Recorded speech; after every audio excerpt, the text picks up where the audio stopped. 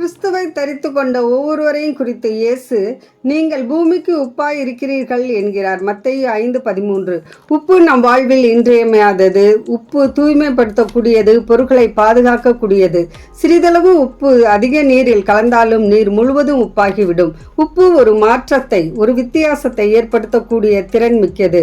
கிறிஸ்துவை தரித்து கொண்ட நாம் உப்பை போன்று ஒரு மாற்றத்தை அல்லது வித்தியாசத்தை ஏற்படுத்த வேண்டும்.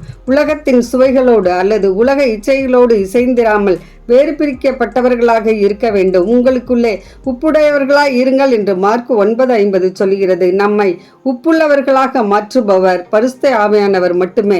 விசுவாச வாழ்வில் நாம் அவரை காத்து கொள்ள வேண்டும். உங்கள் வசனம் உப்பாய் சாரம் மேறியதாய் இருப்பதாக என்று கொலோசையர் 4:6 சொல்கிறது. நாம் பேசும் வார்த்தைகள் விசுவாசம் உள்ளதாயும் தேவ ஞானத்தோடும் பேச வேண்டும்.